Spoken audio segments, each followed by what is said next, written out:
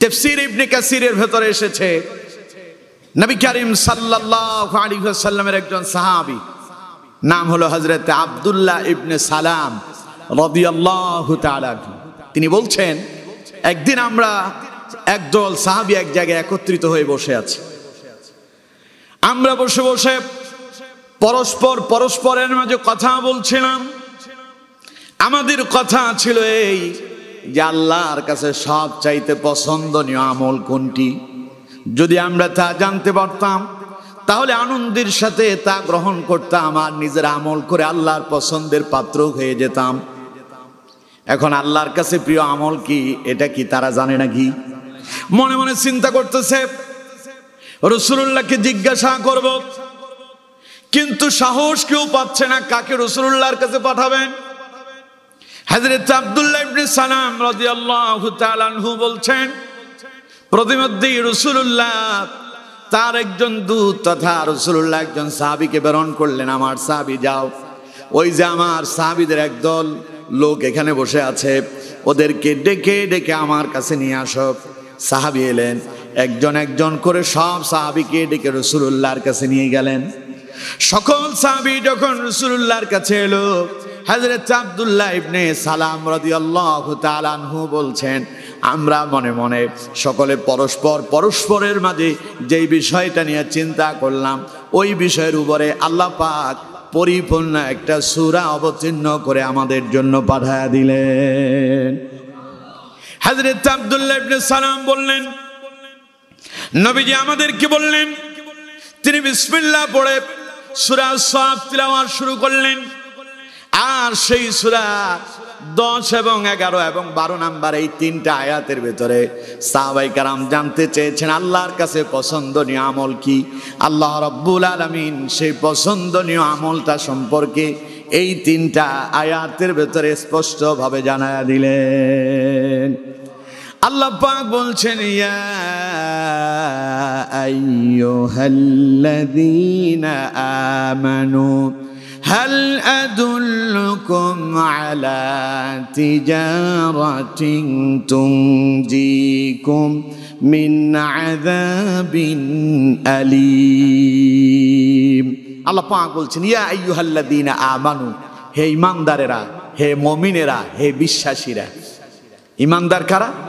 যারা পড়েছেন লা ইলাহা ইল্লাল্লাহু মুহাম্মাদুর রাসূলুল্লাহ, এই কালেমা যারা মুখে উচ্চারণ করেছেন, অন্তরে বিশ্বাস করেছেন আর সাক্ষ্য দিয়েছেন আশহাদু আল্লা ইলাহা ইল্লাল্লাহু ওয়া আশহাদু আন্না মুহাম্মাদান আবদুহু ওয়া রাসূলুহু, যারা বলল আমরা সাক্ষ্য দিচ্ছি আল্লাহ ছাড়া আর কোনো মাবুদ নাই, এবং আমরা আরো সাক্ষ্য দিচ্ছি মুহাম্মদ সাল্লাল্লাহু আলাইহি সাল্লাম আল্লাহর প্রেরিত বান্দা এবং রাসূল, এই কথা যারা মুখে উচ্চারণ করলো আর অন্তরে বিশ্বাস করলো, আল্লাহ রাব্বুল আলামিন বলেন তারা সাধারণ কোনো মানুষ থাকে না, আল্লাহর কাছে তারা মুমিন বলে বিবেচিত হয়ে যায়। তাইলে এই কালেমাটা আমরা সবাই মানি, কথা বলেন না কেন, মানেন কিনা? কালেমা মানেন না কারা কারা হাত তোলেন। একজন উঠাইতে চাইছিল, অল্প একটু তাড়াতাড়ি নামায় ফেলছে, ভুল করে ফেলছে না, সাথে সাথে সংশোধন, আল্লাহ মাফ করুন, বলুন আমিন। তাহলে এই কালেমা আমরা সবাই মানতে চাই, ঠিক কিনা আমার বন্ধুগণ? সুতরাং এই কালেমা যারা বিশ্বাস করেছেন, মুখে উচ্চারণ করেছেন, অন্তরে বিশ্বাস করেছেন, আল্লাহ পাক বললেন তারাই মুমিন। আর তাদেরকে আল্লাহ পাক লক্ষ্য করে বললেন, হাল আদুল্লুকুম আলা তিজারাতিন তুনজিকুম মিন আযাবিন আলীম। আল্লাহ পাক বলছেন, হে মুমিনেরা, হে বিশ্বাসীরা, আমি কি তোমাদেরকে এমন এক ব্যবসার কথা বলবো না, এমন এক বিজনেসের সন্ধান তোমাদেরকে দেব না যে বিজনেস করলে তোমরা জাহান্নামের আগুন থেকে, আযাব থেকে নাজাত পাবে। সুবহানাল্লাহ কোন? আচ্ছা, সাহাবায়ে কেরাম জানতে চাইলো কি সবচাইতে আল্লাহর কাছে পছন্দনীয় আমল কি? আল্লাহ জবাব দিচ্ছেন, তোমাদের জন্য আমি একটা ব্যবসার সুসংবাদ দিচ্ছি। সুবহানাল্লাহ। এখন প্রশ্ন হলো, সাহাবায়ে কেরাম জানতে চাইলেন ভালো আমল কোনটা, পছন্দনীয় আমল কোনটা? আল্লাহ বললেন তোমাদের জন্য সুসংবাদ হচ্ছে আমি তোমাদেরকে একটা ব্যবসার সুসংবাদ দিচ্ছি। এর কারণ কি? এর একটা কারণ আছে না নাই? আরো জোরে বলেন, আছে না নাই? তৎকালীন সময়ের মদিনার লোকেরা, মদিনা হলো ব্যবসার নগরী। এখানে মক্কার চাইতে মদিনার ব্যবসা বাণিজ্য অনেক উন্নত। আমার বন্ধুগণ, যারা হজ করেছেন, ওমরা করেছেন, আপনারা জেনে থাকবেন মক্কার চাইতে মদিনায় যারা ব্যবসা বাণিজ্যতে যারা নিযুক্ত আছে, সেখানে যদি আপনি ক্রয় করেন মক্কার চাইতে মদিনাতে দামও একটু কম হয়, ঠিক কিনা? এবং সেখানে অধিকাংশ লোকই ব্যবসা করে। ব্যবসা মানুষ কেন করে? রাসূল করিম সাল্লাল্লাহু আলাইহি ওয়াসাল্লাম বলছেন, মানুষের জন্য আল্লাহ পাক যে রিজিকের বরাদ্দ করেছেন, রিজিকের বেশিরভাগ যেই জায়গার মধ্য দিয়ে বান্দার কাছে এসে পৌঁছায় ওটার নাম ব্যবসা। ওটার নাম কি? ব্যবসা। তাই আল্লাহ পাক ব্যবসা বলে বান্দাকে উদ্বুদ্ধ করতেছেন। মানুষ ব্যবসা করে, ব্যবসার পেছনে দুইটা উদ্দেশ্য, হয় লাভ হবে না হয় লোকসান হবে, হয় প্রফিট হবে না হয় ক্ষতিগ্রস্ত হবে। কিন্তু আল্লাহ পাক বলছেন আমি তোমাদেরকে এমন এক ব্যবসার কথা তোমাদেরকে জানিয়ে দিচ্ছি যেই ব্যবসায় কোনো লোকসান নাই, আছে খালি প্রফিট আর প্রফিট। পড়েন সুবহানাল্লাহ। দুনিয়ায় যেই ব্যবসায় লোকসানের সম্ভাবনা নাই ওই ব্যবসা হারাম। যেই ব্যবসায় লোকসানের সম্ভাবনা নাই ওই ব্যবসার নাম সুদের ব্যবসা। খালি দাও খালি নাও, ঠিক না? এতে কি বরকত আছে? কথা কয় না, বরকত আছে? সুদের কারবার করে যারা, আল্লাহ এবং তার রাসূলের পক্ষ থেকে লানত প্রাপ্ত তারা। সুদ তো আপনাদের এই এলাকায় নাই, কথা কন না কেন? আছে না নাই? যারা সুদের কারবার করেন, শোনেন রাসূলুল্লাহর হাদিস, সুদের সাথে সম্পৃক্ত 4 ব্যক্তির উপরে আল্লাহর নবী লানত করেছেন। রাসূলুল্লাহ বলছেন, লানা রাসূলুল্লাহি সাল্লাল্লাহু আলাইহি ওয়াসাল্লাম আকিলার রিবা ওয়া মুকিলাহু ওয়া কাতিবাহু ওয়া শাহিদাই। নবীজি বলছেন, যিনি সুদ খান, যিনি সুদ দেন, যিনি সুদের লেখক হন এবং যিনি সুদের সাক্ষী হন, এই 4 জনের ব্যাপারে রাসূলুল্লাহ বললেন লানা রাসূলুল্লাহি সাল্লাল্লাহু আলাইহি ওয়াসাল্লাম। নবীজি বললেন এই 4 ব্যক্তির উপরে আল্লাহর লানত। এরা যেখানেই যাবে আল্লাহর অভিশাপ তাদের উপরে। যেই কোনো মুহূর্তে এমন এক বিপদে পড়তে পারে, এই সম্পদ যা তাদের ছিল এক মুহূর্তের ভিতরে সব যিনি ফকির করে তারে খালি বানায় দিতে পারেন, তিনি কে? আরো জোরে বলেন কে? কোরআনুল কারীমে আল্লাহ পাক বলছেন, ইয়ামহাকুল্লাহুর রিবা ওয়া ইউরবিস সাদাকাত। মানুষ মনে করে সুদে টাকা লাগালে মনে হয় সম্পদ বাড়ে। আল্লাহ পাক বলছেন না, সুদে কখনো সম্পদ বাড়ে না, বরং আল্লাহ রাব্বুল আলামিন সুদকে তিনি নিশ্চিহ্ন করে দেন। সুদ যারা খায়, সুদ যারা দেয়, দেখবেন এদের সমাজে এবং এদের ঘরের ভেতরে, পরিবারের ভেতরে কোথায় বরকত নাই। মানুষ দেখলেও তার সম্মান করে না, দেখলে বলে ওই যে সুদখোর আসতেছে, ঠিক কিনা? পরিবারের লোকেরা, ঘরের লোকেরা তার উপর অতিষ্ঠ। নিজের পরিবারের সন্তানের জন্য, স্ত্রীর জন্য ব্যয় করে না, টাকা আসলেই সুদে লাগায়। আছে না নাই? মনে করতেছে সম্পদ বাড়ে, আসলে বাড়ে না। এমন এক বিপদে পড়ে যায় এক মুহূর্তের ভেতরে, যা আছে সব যিনি নাই করে দেন তিনি কে? এজন্য সুদের কারবার করা যাবে? তো দুনিয়াতে মানুষ মনে করে যে সুদে কোনো লোকসান নাই, এজন্য সুদের ব্যবসা যারা করে, আল্লাহ পাক বলছেন ওয়া আহাল্লাল্লাহুল বাই'a ওয়া হাররামার রিবা। ব্যবসাকে আমি তোমাদের জন্য হালাল করেছি, তবে সুদকে আমি কিয়ামত পর্যন্ত তোমাদের জন্য হারাম ঘোষণা করেছি। সুতরাং ব্যবসাতে আছে লাভ আর সুদে আছে লস, ক্ষতিগ্রস্ততা। তো আমার বন্ধুগণ, দুনিয়ার যেই ব্যবসাতে লস হওয়ার সম্ভাবনা নাই ওইটা করাও জায়েজ নাই। আর এমন এক বিজনেস ব্যবসার কথা আল্লাহ পাক এই আয়াতগুলোর ভেতরে বলেছেন, যেই ব্যবসা হবে দুনিয়ার কারো সাথে নয়, ডাইরেক্ট আল্লাহর সাথে। সুবহানাল্লাহ কইলেন না? দেখুন কোরআনুল কারীমে আল্লাহ পাক বলছেন এই ব্যবসা কেমনে হয়। আল্লাহ রাব্বুল আলামিন বলছেন ইন্নাল্লাহা আশতারা মিনাল মুমিনিনা আনফুসাহুম ওয়া আমওয়ালাহুম বিআন্না লাহুমুল জান্নাহ। পড়েন আল্লাহু আকবার। হয় নাই? মনে হয় আপনারা রাগ করছেন। আল্লাহু আকবার বলতে কোনো অসুবিধা আছে? আগে একটু অসুবিধা ছিল নাকি? আগে অসুবিধা ছিল, এখন অসুবিধা আছে? সবাই কথা কয় না, এখন অসুবিধা আছে? 16 বছর নারে তাকবীর আল্লাহু আকবারের স্লোগানের আওয়াজ শুনলেই শয়তানদের কলিজায় আগুন ধরতো, ঠিক কিনা? কথা কন না কেন, ঠিক কিনা? এখন আর ওই শয়তান নাই। বাংলাদেশ থেকে তাদেরকে যিনি বিতাড়িত করলেন তিনি কে? আরো জোরে বলেন, তিনি কে? আল্লাহু আকবারের বিরোধিতা ইতিপূর্বে করেছিল যারা, ওদেরকে আল্লাহ পাক বিতাড়িত করেছেন। বাংলাদেশেও যারা নারে তাকবীরের বিরোধিতা করেছে আল্লাহ তাদেরকে নাস্তানাবুদ করে ছেড়েছেন, ঠিক কিনা? এই জন্য তাকবীর হবে কার নামে? আস্তে না জোরে? আল্লাহ বলছেন ওয়া রাব্বাকা ফাকাব্বির, রবের তাকবীর দাও উচ্চ আওয়াজে। সুবহানাল্লাহ কোন? এমন আওয়াজ হতে হবে যে আওয়াজের কারণে তাগুত শক্তিদের কলিজায় প্রকম্পিত হতে থাকবে, আর ঈমান এবং ইসলাম প্রেমিক মানুষদের ঈমান আরো মজবুত হবে। সেই দৃঢ় মজবুত ঈমানকে তৈরি করার জন্য চিল্লায় আমার সঙ্গে বলতে হবে নারে তাকবীর, নারে তাকবীর। খুশি হয়েছেন কে? অসন্তুষ্ট কেডা? ওই শয়তান সব পালাইছে। আল্লাহ এগুলো থেকে আমাদেরকে হেফাজত করুন। আরো জোরে কোন আমিন। তাহলে আমার বন্ধুগণ আল্লাহু আকবার আসতে হবে না জোরে হবে? একটু আবার চিল্লায় কোন তো দেখি আল্লাহু আকবার। জোর আপনাদের কিন্তু আরো আছে, চাইলে আর একটু বাড়ানো যাবে। আর একটু চেষ্টা করে দেখেন তো দেখি আল্লাহু আকবার। দেখছেন, আমি বলছি না আপনাদের জোর আছে। কুমিল্লার মানুষ, এদের একটু পাওয়ার বেশি আছে। আলহামদুলিল্লাহ বললেন না?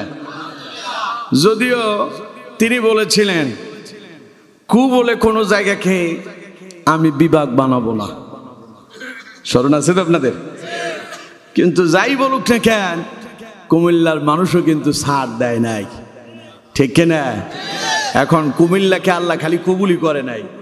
আজহারির বাড়ি কোথায়? কথা কয় না। আজহারির বাড়ি কোথায়? আবুল কালাম আজাদ বাশারের বাড়ি কই? এগুলো আল্লাহর নিয়ামত না? আবু নাসর আশরাফি বাড়ি কই? মোল্লা নাজিম বাড়ি কই? ওরা কয় কু, মানে কু মানে খারাপ।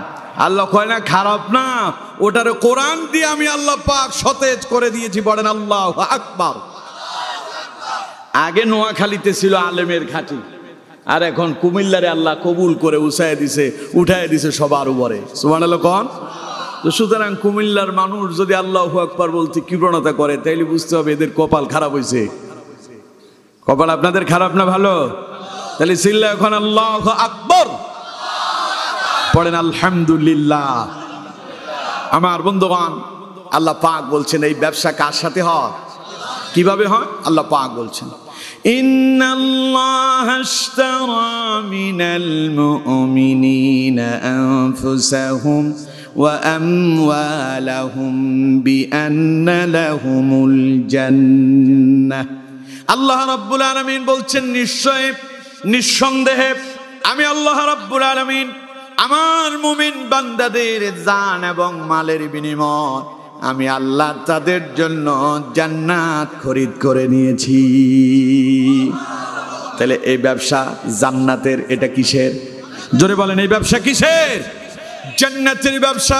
কার সাথে হবে? মুমিন আল্লাহর সঙ্গে ক্রয় বিক্রয় করবে। আল্লাহ রাব্বুল আলামিন ওই আয়াতের শেষের দিকে আল্লাহ রাব্বুল আলামিন বলছেন ইউকাতিলুনা ফি সাবিলিল্লাহি ফায়াকতুলুনা ওয়া ইউকতালুন ওয়া'দান আলাইহি হাক্কান ফিত তাওরাতি ওয়াল ইনজিলি ওয়াল কুরআন ومن أوفى بعهده من الله فاستبشروا ببيعكم الذي بايعتم به পড়েন আল্লাহু আকবার। আল্লাহ পাক বলছেন মুমিনেরা ومن أوفى بعهده من الله فاستبشروا ببيعكم الذي بايعتم به। আল্লাহ তোমাদেরকে যেই জান্নাতের ওয়াদা করেছেন, যেই ব্যবসার ওয়াদা করেছেন, জান এবং মালের বিনিময়, আমার বান্দারা তোমরা আনন্দের সাথে আল্লাহর সাথে সেই ব্যবসায় লেগে যাও আমার বন্ধুগণ। তাহলে আল্লাহ পাক এই আয়াতে সুসংবাদ দিচ্ছেন প্রফিট, লাভজনক ব্যবসার। কোন ব্যবসার কথা কয় না? কোন ব্যবসার? লাভজনক ব্যবসা, যেই ব্যবসায় কোনো ক্ষতি নাই। খালি ক্ষতি না, এটা এমন এক ব্যবসা যা আপনাকে জাহান্নামের কঠিন আযাব থেকে মুক্তি দেবে। বলেন সুবহানাল্লাহ। আল্লাহ পাক বলছেন আলা তিজারাতিন তুনজিকুম মিন আযাবিন আলীম। আমি কি তোমাদেরকে এমন এক ব্যবসার অনুসন্ধান দেব না যা তোমাদেরকে ভয়াবহ জাহান্নামের আযাব থেকে মুক্তি দেবে? পড়েন সুবহানাল্লাহ। এবার আল্লাহ পাক বলছেন সেই ব্যবসা কেমন, এটার পদ্ধতি কি, এটা করবে কেমনে। ব্যবসার জন্য একটা পুঁজির দরকার আছে না?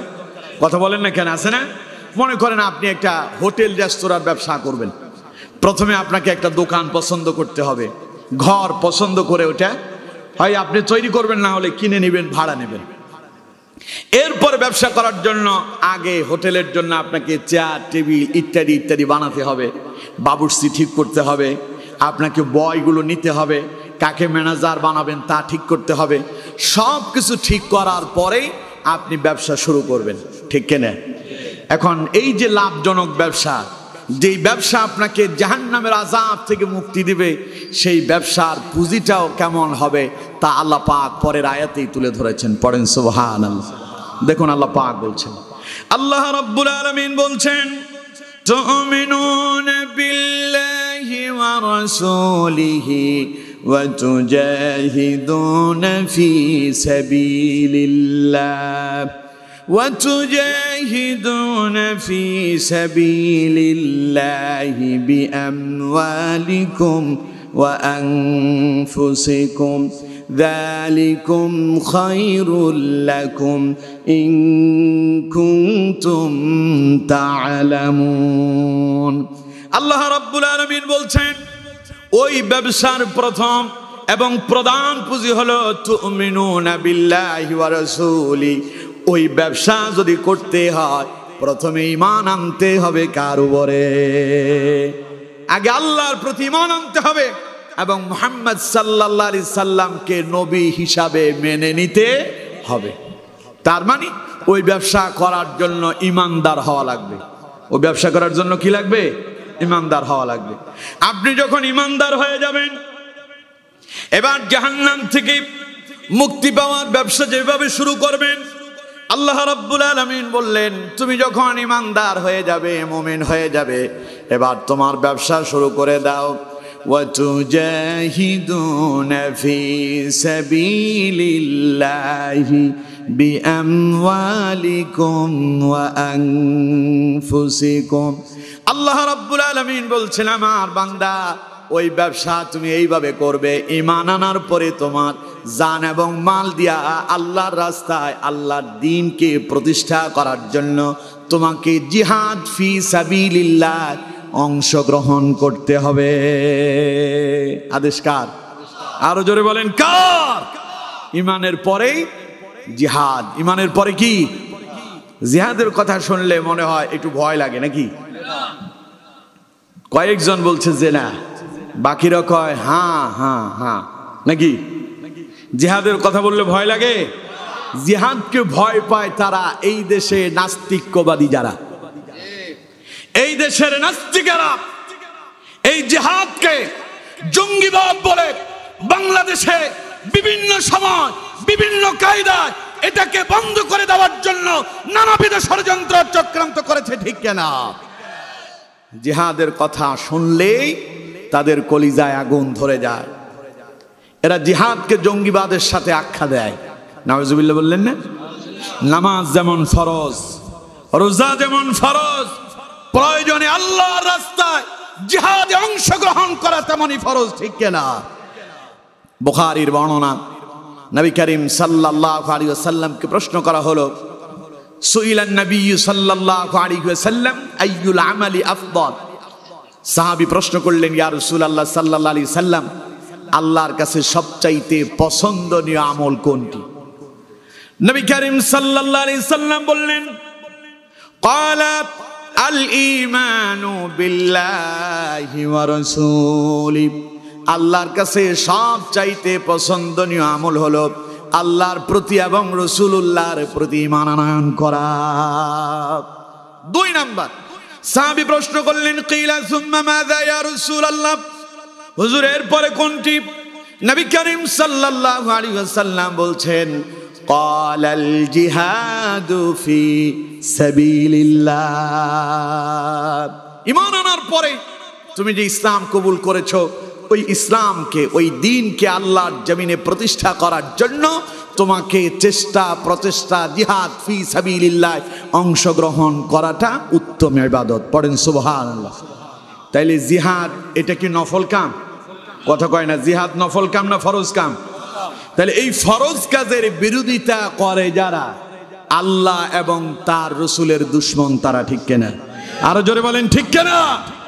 শাপলা চত্বরে আলেমেরা হেফাজতে ইসলামের ব্যানারে সমাবেশে অংশগ্রহণ করেছিল, সেটা ইসলামের পক্ষে ছিল না বিপক্ষে ছিল? আরো জোরে বলতে হবে, ইসলামের পক্ষে না বিপক্ষে? সেই হেফাজতে ইসলামের সে আন্দোলনকে জঙ্গিবাদ নির্মূল করছি বলে যারা ঠেকানোর চেষ্টা করেছিল, তারাই হলো তৎকালীন সময়ের স্বৈরাচারেরা। এত আসতে বললেন?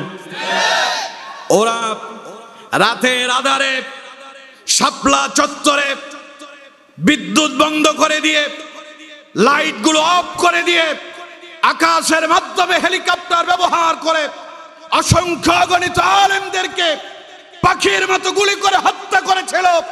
আর তারা সংবাদ সম্মেলন করে এই কথাই বলেছিল, ওরা এখানে জঙ্গি তৎপরতা করছে, আমরা সেটাকে মোকাবেলা করছি।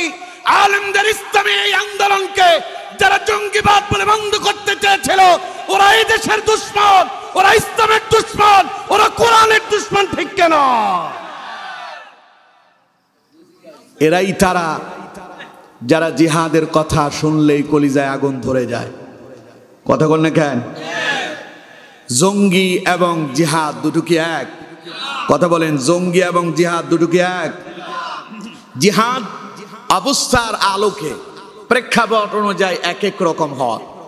যেমন কালেমার দাওয়াত দেওয়া, এই যে আমি এখানে এসে আপনাদের সামনে কথা বলছি, এটাও একটা জিহাদ। এটাও কি? কথা বলেন না কেন? এটা কি? আপনারা যে এখানে বসে আছেন, এটাও একটা জিহাদ।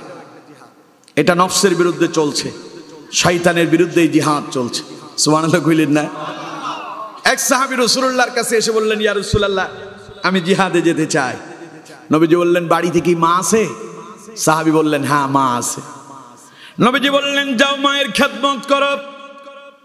সাহাবী চলে গেলেন, আবার ফিরে এলেন, এসে বললেন, ইয়া রাসূলুল্লাহ, আমি জিহাদ করতে চাই। নবীজি বললেন, বাড়িতে যাও মায়ের খেদমত করো। সাহাবী আবার এলো, হুজুর আমি জিহাদ করতে চাই। নবীজি বললেন, বাড়িতে তোমার বৃদ্ধ মা আছে, মায়ের খেদমত করো, এটাই তোমার জন্য জিহাদ। সুবহানাল্লাহ। আর ওরা জিহাদ মানে, ওরা জঙ্গিবাদ বানায়। জঙ্গিবাদ মানে সন্ত্রাসবাদ। জঙ্গিবাদ মানে কি? ইসলামের সন্ত্রাসের কোন স্থান আছে? আরো জোরে বলতে হবে, ইসলামে কোন জঙ্গিবাদের স্থান আছে?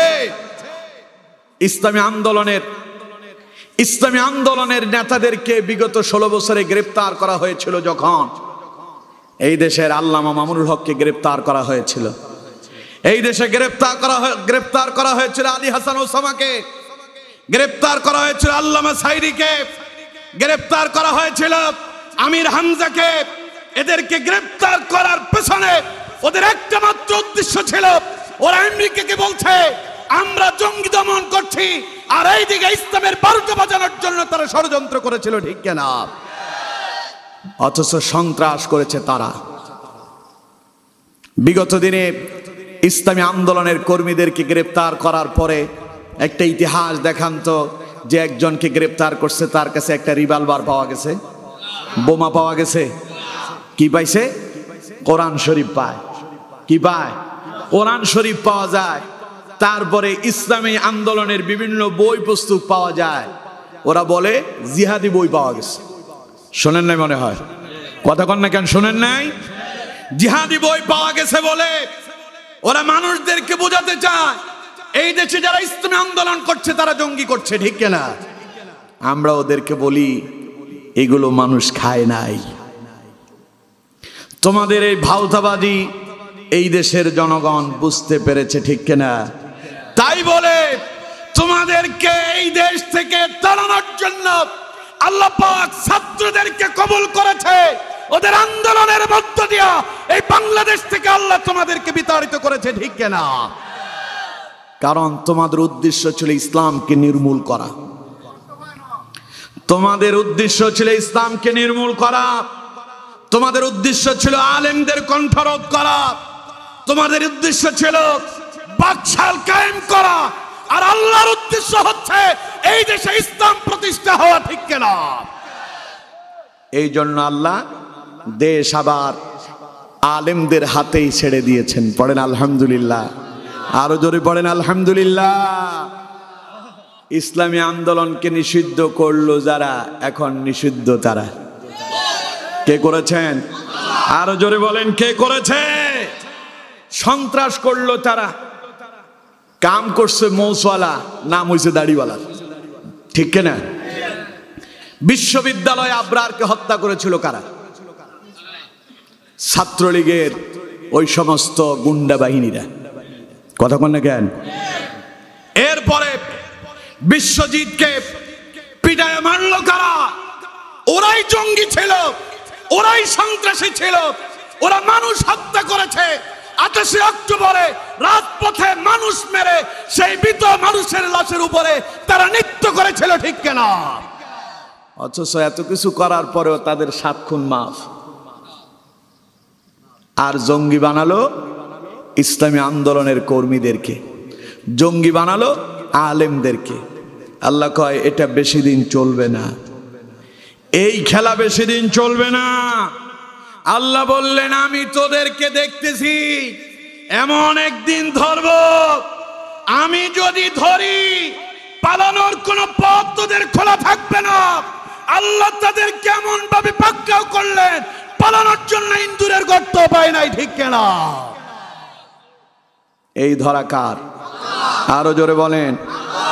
ফেরাউন মুসা আলাইহিস সালামের ইসলামকে নিষিদ্ধ করতে চেয়েছিল। নমরুদ ইব্রাহিম আলাইহিস সালামের ইসলামকে নিষিদ্ধ করতে চেয়েছিল। আবু জাহেল, আবুল আহাব, উতবা সাহেবার গোষ্ঠীরা রাসূলুল্লাহর ইসলামকে নিষিদ্ধ করতে চেয়েছিল। পেরেছে? কথা কন না কেন? পেরেছিল? নমরুদ ইব্রাহিমের ইসলামকে নিষিদ্ধ করতে চেয়েছিল, পারে নাই। ফেরাউন মুসা আলাইহিস সালামের ইসলামকে নিষিদ্ধ করতে চেয়েছিল, পারে নাই। আবু জাহেল, আবুল আহাবরা মুহাম্মদ সাল্লাল্লাহু আলাইহি সাল্লামের ইসলামকে নিষিদ্ধ করতে চেয়েছিল, তারাও পারে নাই। তাদের উত্তরসূরিরা বাংলাদেশে ইসলামকে নিষিদ্ধ করতে চেয়েছিল, তারাও পারে নাই, বরং আল্লাহ তাদেরকে নিষিদ্ধ করে দিয়েছেন। ঠিক কিনা? সুতরাং আল্লাহ হচ্ছেন আলাইসাল্লাহু বিআহকামিল হাকিমিন, শ্রেষ্ঠ বিচারক কে? আরো জোরে বলেন। সুতরাং আল্লাহ কয় বেশি লাভালাভি করিস না। ইন্না বাতশা রাব্বিকা লাশাদীদ, আমি আল্লাহ কিন্তু ধরি না, দৌড়লে কিন্তু ছাড়বো না। ঠিক কিনা? আল্লাহর মায়ের দুনিয়ার কথা কয় না, আল্লাহর মায়ের দুনিয়ার কথাই কথাই আলেমদেরকে মৌলবাদ, জঙ্গিবাদ, রাজাকার। রাজাকার তো এখন ওদের মুখের বুলি হয়ে গেছে, কথায় কথায় রাজাকার। ছেলেরা রাস্তায় নামলো, বৈষম্য বিরোধী আন্দোলন চলছে, উনি বক্তব্য দিচ্ছেন, আমি কি মুক্তিযোদ্ধার সন্তানদেরকে চাকরি দেব নাকি রাজাকারের বাচ্চাদেরকে চাকরি দেব? ছেলেরা কয় চেয়েছিলাম অধিকার, হয়ে গেলাম। আল্লাহ কয় না, তোরা চাইলি অধিকার, তোদেরকে বানালো রাজাকার। আমি আল্লাহ তোদেরকে বানালাম আগামী দিনের সরকার। ঠিক কিনা? এই যে নাহিদ, আসিফ, এই ছেলেগুলো জীবনে চিন্তা করছে তারা রাষ্ট্র চালাবে? কথা কন না কেন? চিন্তা করছে? ওরা তো নিজের অধিকারের জন্য এসেছিল। আল্লাহ কয় তোদের অধিকার আমি আল্লাহ শুধু দেব না, অধিকার প্রতিষ্ঠার জন্য চেয়ারে বসায় দিব। সুবহানাল্লাহ কোন? ওরা কল্পনাই করে নাই, যারা আন্দোলন করছে ওরাও চিন্তা করে নাই স্বৈরাচার যাবে। আর যারা ওদেরকে মোকাবেলা করতে চেয়েছিল, ক্ষমতায় ছিল, ওরা কয় যে আমরা তো ভাবতেই পারি নাই। ওই যে আমেরিকায় একখান আছে, ওইখান থেকে বলে যে আমার মায়ের সঙ্গে এমন আচরণ হবে তা আমরা কল্পনাই করি নাই। আল্লাহ কয় কল্পনা করবি কেমনে? কারণ এখন তোরা করেছিস ষড়যন্ত্র আর আমি আল্লাহ করছি কৌশল। সুবহানাল্লাহ কোন? আল্লাহ পাক বলছেন ওয়া মাকারাল্লাহ ওয়াল্লাহু খায়রুল মাকিরিন। আল্লাহ পাক বলেন জালেমেরা ষড়যন্ত্র চক্রান্ত করে, আমি আল্লাহ রাব্বুল আলামিন এমন এক কৌশল করে ওদের ষড়যন্ত্র চক্রান্তকে নস্যাৎ করে দিয়া ইসলামটারে আমি আল্লাহ বিজয় করে দেই। এই বিজয় কে দিয়েছেন? আজকে এখানে বসে এইভাবে মাহফিলের অ্যারেঞ্জমেন্ট করে ফেলতেন এত সহজ? দিনের পর দিন একবার মেম্বারের কাছে, আবার চেয়ারম্যানের কাছে, আবার যেতেন থানায়, যেতেন ডিসি অফিসে, যেতে হবে ওই নেতার কাছে, অমুক নেতা তমুক নেতা, নেতারে আবার এখানে করতে হবে অতিথি, এরপরে আরো কত কি, সব কিছুর পরে যদি কোনো রকম অনুমতি মেলে, কথা কন না কেন? আর এখন কোনো অনুমতি লাগবে না। ডক্টর ইউনূস বলছে বাংলাদেশে কোরআনের মাহফিল হবে, কাউকে জিজ্ঞাসা করার দরকার নাই, যাদের মনে চায় তারাই কোরআনের মাহফিলের অ্যারেঞ্জমেন্ট করবে। পড়েন আলহামদুলিল্লাহ। এই যে সুবর্ণ সুযোগ যিনি আমাদেরকে দিলেন তিনি কে? আরো জোরে বলেন তিনি কে? তাহলে এবার কন্ত ইসলাম কি জঙ্গিবাদে সমর্থন করে? জঙ্গি হলো তারা বিগত দিনে হেলমেট পরে রাস্তায় নেমে সাধারণ জনতার উপরে অত্যাচার নির্যাতন করেছিল যারা, ঠিক না? দেখেন না ওই যে ফিলিস্তিনের দিকে তাকা, ইসরায়েল ফিলিস্তিনের মানুষদেরকে, নিরীহ মানুষদেরকে গুলি করে, পাখির মতো গুলি করে মেরে ফেলতেছে। কিন্তু লেবাননে হামলা করা হচ্ছে, নারী পুরুষদেরকে হত্যা করা হচ্ছে। কিন্তু আমার বন্ধুগণ, তাদের দোসররা আমেরিকা বলে ফিলিস্তিন নাকি জঙ্গি। নাউজুবিল্লাহ বললেন না? তাইলে কাম করে তারা, সন্ত্রাস করে তারা, আর অপবাদ দেয় মুসলমানদেরকে। এই দেশে এমন কিছু নাস্তিক আছে, নাম শুনলে মনে হয় যে আল্লাহর ওলি হবে, কিন্তু ভেতরে ভেতরে ইসলামের 12টা বাজানোর জন্য তারা বসে আছে, ঠিক কিনা? ওই যে একটা শাহরিয়ার কবির, কি চমৎকার নাম, হাসানুল হক ইনু, নাম কত সুন্দর, তাসলিমা নাসরিন নাম কত সুন্দর, লতিফ সিদ্দিকী নাম কত সুন্দর, আরেকখান আছে টাকলা মুরাদ। এক একটার নাম কত চমৎকার। মুরাদ হোসেন, নাম শুনলে মনে হচ্ছে যে এগুলো আল্লাহ, এক একটা মনে হয় ওলি হবে, কিন্তু এক একটা শয়তানের অলিতে রূপান্তরিত হয়েছে, ঠিক কিনা? টাকলা মুরাদ বলল কি, রাষ্ট্র ধর্ম ইসলাম এটা মুছে দেওয়া হবে, সংবিধানে বিসমিল্লাহির রহমানির রহিম আইন পাশ করে মুছে দেব। জঙ্গি তারা তৈরি করতেছে, আর ইসলামী আন্দোলনকে জঙ্গি বোধে দমন করার জন্য তারাই চেষ্টা করেছে, ঠিক কিনা? কথা বলেন ঠিক কিনা? জিহাদ মানে জঙ্গি নয়। জিহাদ আমার আপনার কথাই হবে না। জিহাদ কখনো মায়ের সেবার নাম জিহাদ, কোরআনের দাওয়াতের নাম জিহাদ, নামাজের নাম জিহাদ। যেমন আজান হলো, যাবেন কোন দিকে? কথা কয় না কোন দিকে? শয়তান আপনারে নিয়ে যায় সিনেমার দিকে, ওই সময় শয়তান থেকে বিরত হয়ে মসজিদে আসার নাম জিহাদ। সুবহানাল্লাহ কইলেন না? কিন্তু মাঝে মধ্যে আবার প্রয়োজনে অস্ত্র হাতের নেওয়ার নামও জিহাদ। রাসূলুল্লাহ অস্ত্র হাতে জিহাদ করেন নাই? কথা কন না কেন? করেন নাই?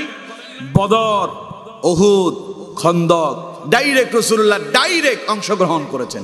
সুবহানাল্লাহ কোন? সাহাবায়ে কেরাম ঝাঁপিয়ে পড়েছেন, ইসলামের বিজয় এসেছে। আর যারা ইসলামকে যারা সহ্য করতে পারে না, জিহাদকে যারা সহ্য করতে পারে না, যদি ইসলাম যদি না থাকতো ওরাও পৃথিবীর মুখ দেখতো কিনা তাতে সন্দেহ আছে। কারণ নারীরা দুনিয়ায় আসলেই বাপ তার মেয়েটারে জীবন্ত হত্যা করেছিল। নারী যদি না থাকতো আপনার জন্ম হইতো? আমার মা, আপনার মা যদি না থাকতো দুনিয়া আসতে পারতাম? তো তখন রাসূলুল্লাহ এটার বিরুদ্ধে জিহাদ করেছেন। কন্যাদেরকে জীবন্ত হত্যা করা হচ্ছে, রাসূলুল্লাহ এর বিরুদ্ধে ডাইরেক্ট লড়েছেন। সুবহানাল্লাহ। কোরআনুল কারীমে আল্লাহ পাক বলছেন, وَإِذَا بُشِّرَ أَحَدُهُم بِالْأُنثَى ظَلَّ وَجْهُهُ مُسْوَدًّا وَهُوَ كَظِيمٌ يَتَوَارَى مِنَ الْقَوْمِ مِنْ سُوءِ مَا بُشِّرَ بِهِ أَيُمْسِكُهُ عَلَى هُونٍ أَمْ يَدُسُّهُ فِي التُّرَابِ ألا ساء ما يحكمون। পড়েন আল্লাহু আকবার। আল্লাহ পাক বলছেন, ওয়াইযা বুশরা আহাদুহুম বিল উনসা, যখন তাদেরকে কন্যা সন্তানের জন্মগ্রহণের সুসংবাদ দেওয়া হতো, যাল্লা ওয়াজহুহু মুসওয়াদ্দান ওয়া হুয়া কাযীম, আল্লাহ পাক বলছেন তখন তাদের চেহারাগুলো মলিন হয়ে যেত, তারা চিন্তায় পড়ে যেত। يتوارى من القوم من سوء ما بشر به أيمسكه على هون أم يدسه في التراب। ওদের শুধু চেহারাই মলিন হতো না, আল্লাহ পাক বলেন কন্যা সন্তান হয়েছে এই সংবাদ শোনার পরে তারা নিজেদেরকে মানুষের মাঝ থেকে আড়াল করে ফেলতো, আত্মগোপনে চলে যেত, অপমান বোধ করত। তারা চিন্তায় পড়ে যেত এই সন্তান কি জীবিত রাখবে না, তাদেরকে হত্যা করে ফেলতো। নবী করিম সাল্লাল্লাহু আলাইহি সাল্লামকে আল্লাহ পাক জানায় দিচ্ছেন তারা এমন ষড়যন্ত্র চক্রান্ত করলো, চিন্তায় পড়ে গেল এই সন্তানটারে করবে কি। আল্লাহ পাক বলছেন, মা বুশরা বিহি আয়ুমসিকুহু আলা হুনিন আম ইয়াদুসুহু ফিত তুরাব আলা সাআ মা ইয়াহকুমুন। তারা চিন্তায় পড়ে যেত এই সন্তানটারে করব কি। এরপরে তারা যে সিদ্ধান্ত নিত অত্যন্ত ভয়ানক এক সিদ্ধান্তে তারা উপনীত হতো। আমার বন্ধুগণ, তাফসিরে কুরতুবীতে আয়াতের তাফসিরে এসেছে একজন সাহাবী ঈমান কবুল করলেন। ঈমান কবুলের পরে সাহাবী রাসূলুল্লাহর মজলিসে বসে এক কোণে বসে থাকতেন। প্রতিদিন তার মন খারাপ থাকতো, চেহারা মলিন, চোখ দিয়া পানি গড়ায় গড়ায় পড়তো, নিজে নিজে কান্না করতেছে। রাসূলুল্লাহ সাহাবীকে ডাকলেন, আমার সাহাবীর এইদিকে আসো, ঘটনা কি? দীর্ঘদিন আমি তোমাকে লক্ষ্য করেছি, ঈমান কবুল করার পর থেকে তোমার মন খারাপ, তোমার চেহারা মলিন, তুমি শুধু কান্নাই করো, এর কারণ কি? সাহাবী বললেন, ইয়া রাসূলুল্লাহ সাল্লাল্লাহু আলাইহি সাল্লাম, আমি যে ঈমান কবুল করেছি আল্লাহ কি আমার সব গুনাহ মাফ করেছে নাকি? নবীজি বললেন, তুমি যখন পড়েছো লা ইলাহা ইল্লাল্লাহু মুহাম্মাদুর রাসূলুল্লাহ, এই কালেমা পড়ার সঙ্গে সঙ্গে আল্লাহ রাব্বুল আলামিন নবজাতক সন্তান যেমন মায়ের গর্ভ থেকে দুনিয়া আসলে যেমন নিষ্পাপ হয়ে আসে, আল্লাহ পাক তোমাকে এইভাবে নিষ্পাপ করে দিয়েছে। সাহাবী এর পরেও কাঁদতেছেন।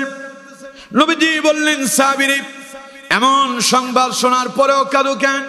সাহাবী বললেন, ইয়া রাসূলুল্লাহি, ঈমান কবুলের পূর্বে এমন এক অপরাধ করছি যা আমার এখন খুব মনে পড়তেছে। নবীজি বললেন, কি এমন অপরাধ করছো সাহাবী, আমারে খুলে বলো। সাহাবী বললেন, ইয়া রাসূলুল্লাহ সাল্লাল্লাহু আলাইহি সাল্লাম, আমি আমার একটা দুইটা নয় 8টা কন্যা সন্তানকে জীবন্ত মাটিতে পুঁতে ফেলেছি। কয়টা? কথা কয় না, কয়টা? 8টা কন্যা সন্তানকে জীবন্ত মাটিতে পুঁতে ফেলেছি। হুজুর, তাদের জন্য আমার কোনো আফসোস হচ্ছে না, মায়া হচ্ছে না।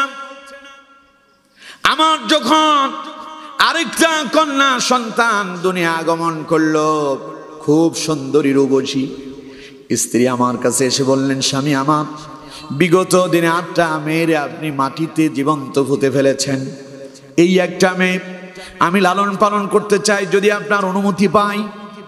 স্বামী বললেন, ঠিক আছে, তাহলে তারে লালন পালন করো। সাহাবী বললেন, আমার কন্যাটা মেয়েটা ক্রমান্বয়ে বড় হতে লাগলো, যুবতী হয়ে গেছে। যুবতী মেয়েটার জন্য বিবাহের জন্য বিভিন্ন জায়গা থেকে প্রস্তাব আসা শুরু হলো। সাহাবী বলছেন, হুজুর, মেয়ের বিবাহের প্রস্তাব যখন এলো তখনই আমার উপরে শয়তান ভর করেছে।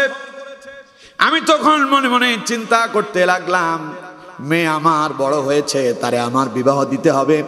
বিবাহ দেওয়ার পরে আরেকজনের বাড়িতে চলে যাবে বধূ হয়ে, তার বাড়িতে গিয়া চাকরানির ভূমিকায় থাকবে আমার মেয়ে।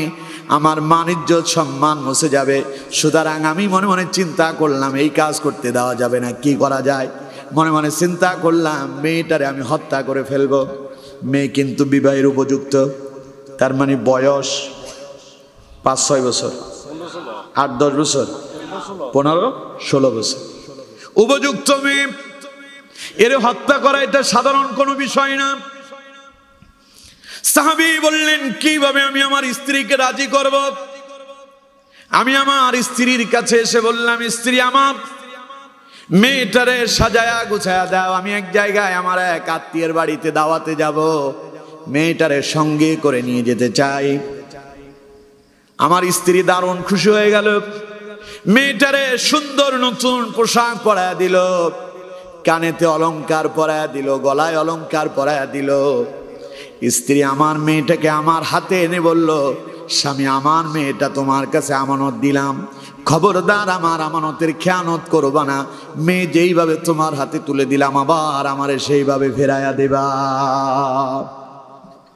সাহাবী বললেন, ইয়া রাসূলুল্লাহ, আমি আমার স্ত্রীর সঙ্গে ওয়াদা করলাম তোমার আমানতের খেয়ানত করব না। মেয়েটারে নিয়ে আমি রওনা হয়ে গেলাম। যেতে যেতে একটা নদীর পাড়ে চলে এলাম, সমুদ্রের পাড়ে এলাম।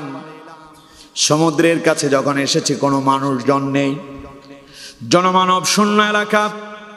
মেয়ে আমার বুঝতে পেরেছি, কারণ মেয়ে তো এখন ছোট না, বয়স তার 15-16 বছর, বিবাহের উপযুক্ত মেয়ে।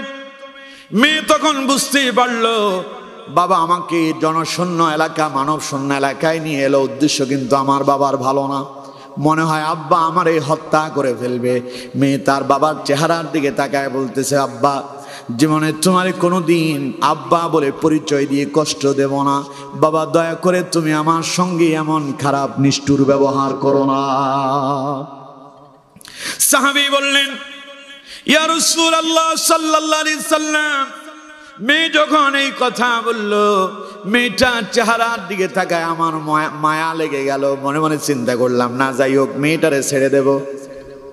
কিন্তু হঠাৎ করে আবার যখন সমুদ্রের পানির দিকে আমি নজর করলাম, শয়তান আবার আমার উপরে ভর করে বসেছে। নিজেরে কন্ট্রোল করতে পারলাম না। আবার ভাবলাম মেয়েটারে ফেলে দিব, মেয়েটারে ধরলাম ফেলে দেওয়ার জন্য পানিতে।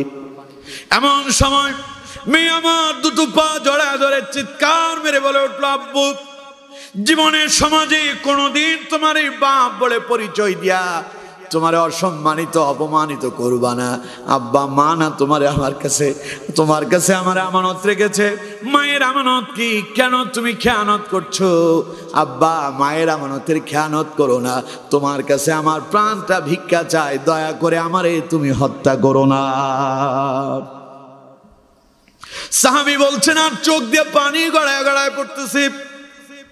উপস্থিত সব সাহাবীরা কান্না করলেন।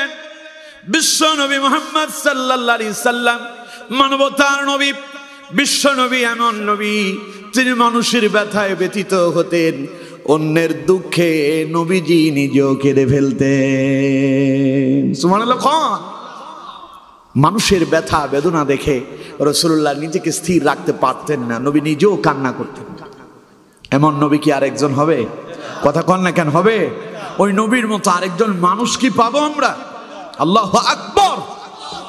সে কোন বন্ধু বলো বেশি বিশ্বস্ত? সে কোন বন্ধু বলো বেশি বিশ্বস্ত? কার কাছে সব কথা বলা যায়, কার কাছে মন খুলে দেয়া যায়, হওয়া যায় বেশি আশ্বস্ত। তার নাম আহমদ বড় বিশ্বস্ত।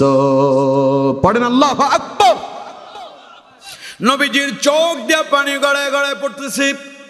সাহাবী বললেন, হুজুর, মেয়ে আমার পা জড়ায় ধরে আমারে বলল, আব্বা, কোনোদিন বাপ বলে পরিচয় দিয়ার সমাজে তোমার এ অপ্রতিপন্ন করব না, আব্বা তুমি আমারে মাফ করে দাও। সাহাবী বললেন, হুজুর, মেয়েটার চেহারার দিকে তাকায় আবার আমার মায়া লেগে গেল। কিন্তু একটু পরে আমি যখন আবার সমুদ্রের দিকে তাকালাম, শয়তান আমার উপরে এমন ভাবে আসর করেছে, আমি আর নিজের স্থির রাখতে পারলাম না, মেয়েটারে ধাক্কা দিয়ে সমুদ্রে ফেলে দিলাম। মেয়ে আমার সাঁতার জানে না, মেয়েটা পানিতে পড়ে সেখান থেকে চিৎকার মেরে মেরে বলে, আব্বু, এমন কি অপরাধ ছিল, কেন তুমি আমার সাথে এই ব্যবহার করছো? সাহাবী বললেন, ইয়া রাসূলুল্লাহ, দাঁড়ায় দাঁড়ায় দৃশ্যটা দেখতেছি আমি। মেয়ে আমার একটু একটু করে মাথা ডুবে গেল, মেয়েটার হাত ডুবে যাচ্ছে। আমার একটু মায়া হয় নাই। মেয়ের মৃত্যু নিশ্চিত করার জন্য আমি দাঁড়িয়ে থাকলাম। একটু পরে মেয়ের সারা বডিটা পানিতে ডুবে গেল। আমি বুঝতে পারলাম মেয়ে আমার মরে গেছে।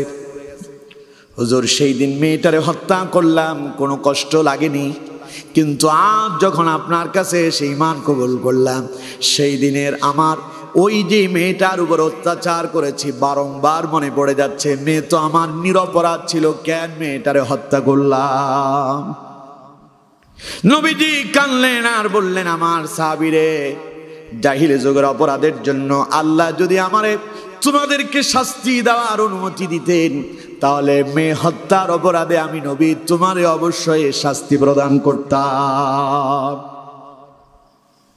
এই যে কন্যাদেরকে পৃথিবীতে বেঁচে থাকার জন্য, এই অধিকার প্রতিষ্ঠার জন্য রাসূলুল্লাহ জিহাদ করেছেন। সুবহানাল্লাহ কইলেন না? তাহলে এটাও কি জিহাদ খালি অস্ত্র নিয়ে মাঠে নামার নাম না। শায়েখ রহমান বাংলা ভাই এই দেশে ইসলাম প্রতিষ্ঠান নামে 64 জেলায় একসাথে বোমা মেরেছিল, স্মরণ আছেন আপনাদের? ওইটার নাম কি জিহাদ ছিল? ওটার নাম জঙ্গি ছিল। এই জন্য তৎকালীন সময় তাদেরকে দমন করা হয়েছিল, ঠিক কিনা? সুতরাং ইসলাম জঙ্গিবাদের সমর্থন করে। জিহাদ মানে জঙ্গি কথা কয় না, জিহাদ মানে জঙ্গি। জিহাদ আল্লাহর একটা ইবাদতের, জিহাদ তো এমন এক ইবাদতের নাম। রাসূলুল্লাহ বলেছেন, কেউ যদি অন্তরের ভেতরে জিহাদি তামান্না না নিয়ে মৃত্যুবরণ করে, রাসূলুল্লাহ বললেন সেই ব্যক্তি জান্নাতে যাবে না, জাহান্নামী হয়ে যাবে। নাউজুবিল্লাহ বললেন না?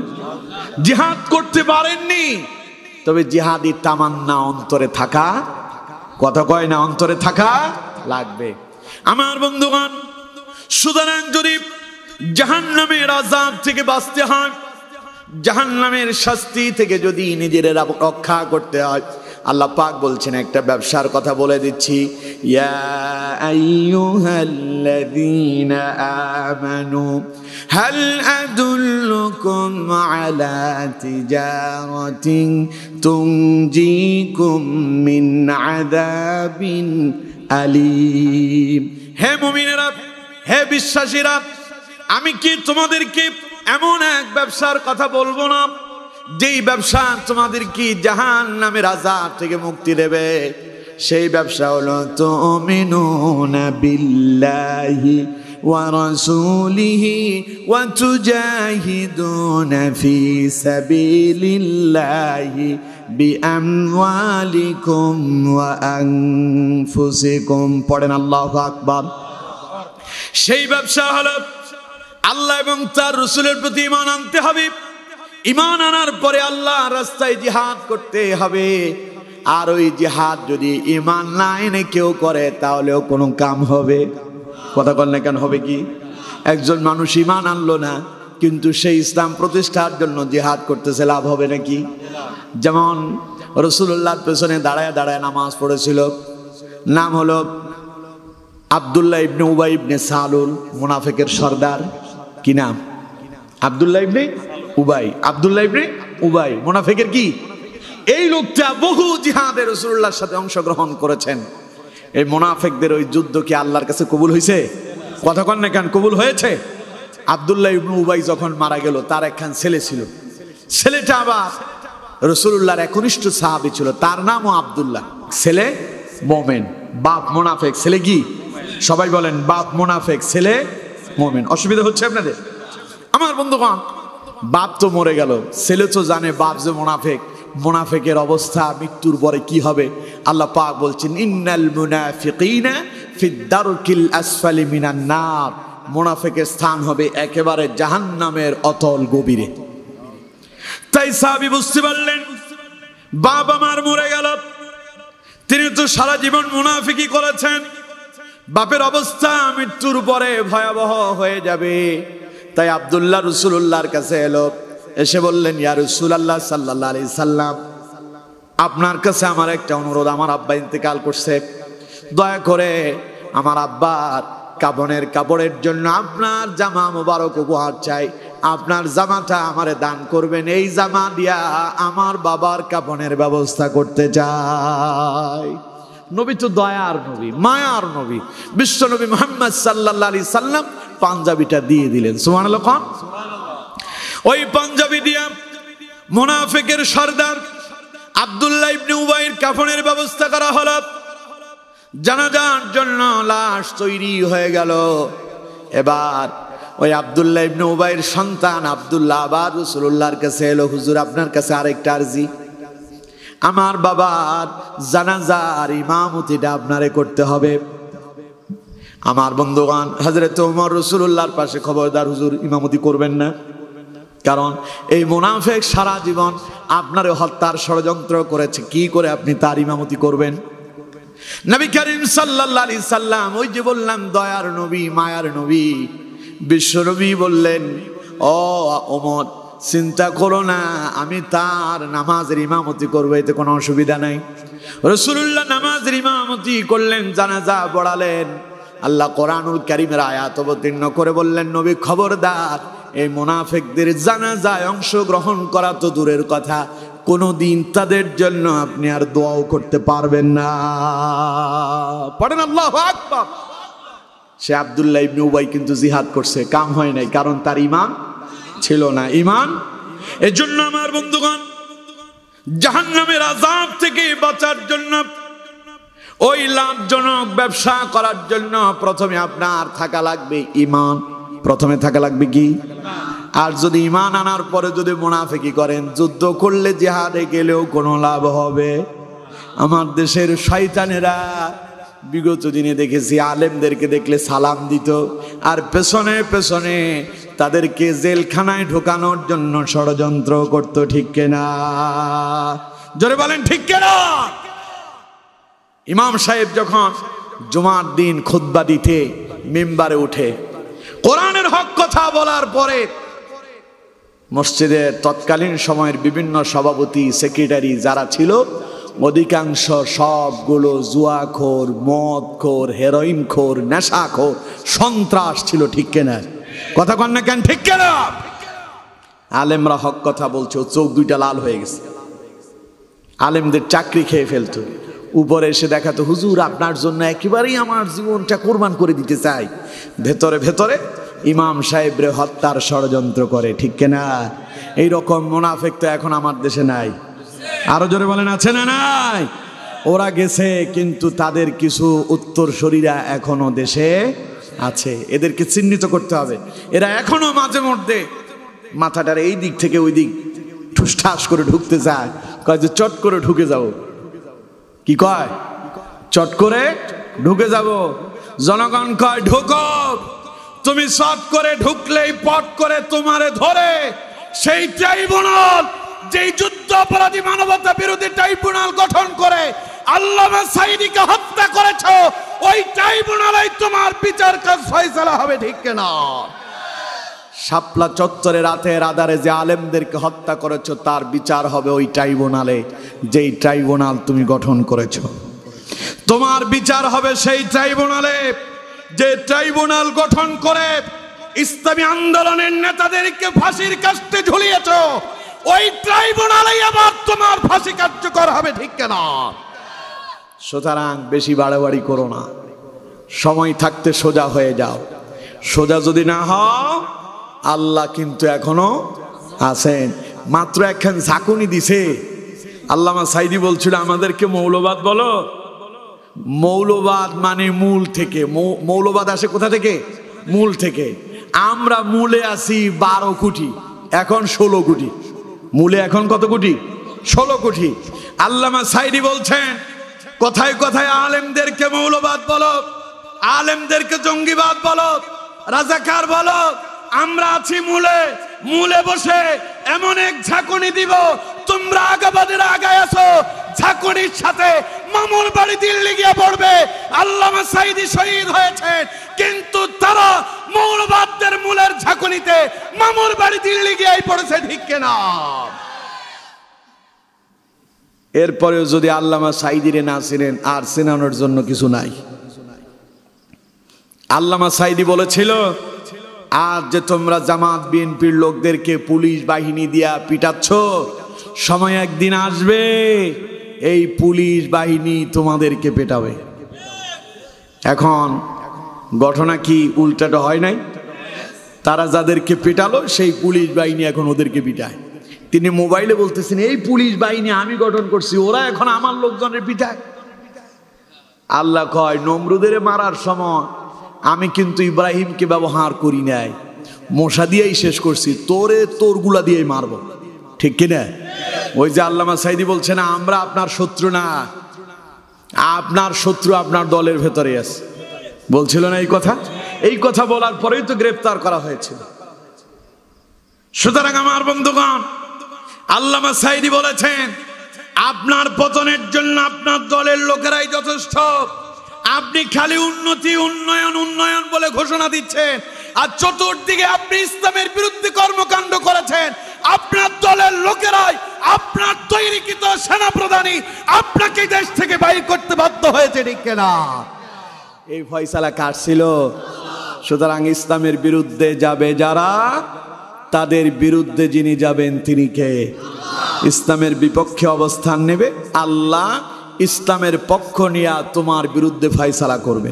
সুতরাং আমার বন্ধুগণ, জিহাদকে জঙ্গিবাদ বলে দমন করতে চায় যারা, ইসলামের শত্রু। আরো জোরে বলেন ইসলামের শত্রু।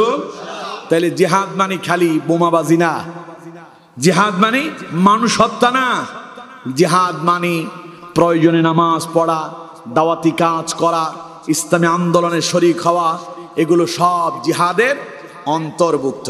এবার আমার বন্ধুগণ, জিহাদের 2টা তরিকা আল্লাহ পাক বলছেন এই আয়াতের ভেতরে।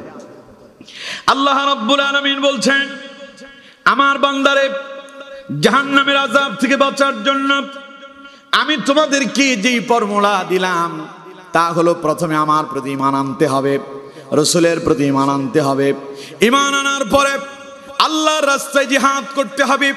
জিহাদ কেমনে করবেন? আল্লাহ পাক বলছেন বিআমওয়ালিকুম ওয়া আনফুসিকুম, প্রয়োজনে মাল দিয়া জিহাদ করতে হবে, আর প্রয়োজন হলে জানও দিতে হবে। সুবহানাল্লাহ। কোন আগে কি মাল, আগে কি পরে কি জান। এখন আপনারা বলবেন আবার মাল দিয়া কেমনে জিহাদ হয়? প্রত্যেক জিহাদের জন্যই মালের দরকার আছে না নাই? আবার সব জিহাদের জন্য জানের দরকার নাই। জান তো আপনি চাইলে দিতে পারবেন না, আল্লাহ কবুল করলেই হবে। জিহাদ, প্রথম জিহাদ ইসলামের নাম কি? বদর। প্রথম যুদ্ধের নাম কি? বদর। বদরের যুদ্ধে মুসলমানদের সংখ্যা ছিল কত? 313 জন। শহীদ হয়েছে কতজন? 14 জন। শহীদ কয়জন? বাকিরা সবাই কি শহীদ হয়েছে? আল্লাহ জিহাদের ময়দানে যার জানটা তিনি পছন্দ করেন তারটা তিনি কবুল করেন। পড়েন আলহামদুলিল্লাহ। তো সুতরাং জিহাদের জন্য সব সময় জানের প্রয়োজন নাই, কিন্তু মালের প্রয়োজন আছে না নাই? জিহাদের সরঞ্জামানি তৈরি করার জন্য জিহাদে সেখানে আপনার থাকতে হবে, সরঞ্জাম লাগবে, অস্ত্র কিনতে হবে, বিভিন্ন ধরনের বিভিন্ন জিনিসের প্রয়োজন। এই জন্য আগে আল্লাহ পাক বলছেন মাল দিয়া জিহাদ করো। যেমন তাবুকের যুদ্ধের কথা কে না জানে? নবী করিম সাল্লাল্লাহু আলাইহি ওয়াসাল্লাম তাবুকের যুদ্ধের পূর্বেই রাসূলুল্লাহ বললেন প্রস্তুতি গ্রহণ করো, যুদ্ধে অংশগ্রহণ করার জন্য কে কি দিবা নিয়ে আসো। সাহাবীদের ভেতরে একটা প্রতিযোগিতা শুরু হয়ে গেল, কে কার থেকে বেশি দিতে পারবে। হযরত উসমান রাদিয়াল্লাহু তাআলা যিনি রাসূলুল্লাহর দুইটা কন্যাকে বিবাহ করেছেন, ইসলামের তৃতীয়তম খলিফা, যিনি দুনিয়ায় থেকে জান্নাতের সুসংবাদ পেয়েছেন, সেই হযরত উসমান রাসূলুল্লাহর জন্য নিয়ে আসলেন এমন এমন দামি উপহার যা দেখে রাসূলুল্লাহ খুশি হয়ে গেলেন। সুবহানাল্লাহ। ওট দিয়েছেন হযরত উসমান 900। এত আস্তে কইলেন সুবহানাল্লাহ। কয়শো উট? ঘোড়া দিছে 100, স্বর্ণ মুদ্রা দিয়েছে 1000, ওজন হলো 5.5 কেজি। স্বর্ণের ওজন কত? 5.5 কেজি। রূপো দিয়েছেন 29 কেজি। রাসূলুল্লাহ হযরত ওসমানের এই দান দেখে নবীজি বললেন, আজকের পর থেকে ওসমানের আর কোনো ভয় নাই। সুবহানাল্লাহ। কোন? তার মানে ওসমান খালি মৃত্যুবরণ করতে দেরি, জান্নাতে ঢুকতে দেরি হবে না। সুবহানাল্লাহ। কোন? হযরত ওমর মনে মনে চিন্তা করতেছে, আজকে আবু বকররে ফেল করায় দেব। কারণ সব সময় আবু বকর আর ওসমান দুইজন, আবু বকর এবং ওমর দুইজন সব সময় প্রতিযোগিতা করতেন কে কাকে পেছনে ফেলতে পারে, কিন্তু সব সময় হেরে যেতেন হযরত ওমর, আর সব সময় এগিয়ে যেতেন হযরত আবু বকর। সুবহানাল্লাহ। কোন? আজ হযরত ওমর মনে মনে চিন্তা করতেছে, আজকে আমি বিজয় হবই। নিজের সম্পদটারে 2 ভাগ করলেন, 2 ভাগ করে 1 ভাগ নিজের কাছে রেখে দিলেন, আরেক ভাগ ইসলামের জন্য কোরবান করে দিলেন, রাসূলুল্লাহর কাছে এনে দান করে দিলেন। বসে বসে অপেক্ষা করতেছে আবু বকর কখন আসবে। হযরত ওমর দেখতে পেলেন, দূর থেকে দেখা যায় আবু বকর আসতেছে, মাথার উপর একটা পোলটা, মাথার উপরে পোলটা নিয়া, বস্তা নিয়া রাসূলুল্লাহর কাছে আসতেছে। ওমর মুস্কি মুস্কি হাসে, না জানি বস্তার ভিতরে কি আনতেছে। হযরত আবু বকর বস্তাটা নিয়ে রাসূলুল্লাহর সামনে রাখলেন। নবীজি বললেন, আবু বকর বস্তার ভিতরে কি আছে? হযরত আবু বকর বস্তার মুখটা খুলে দিলেন।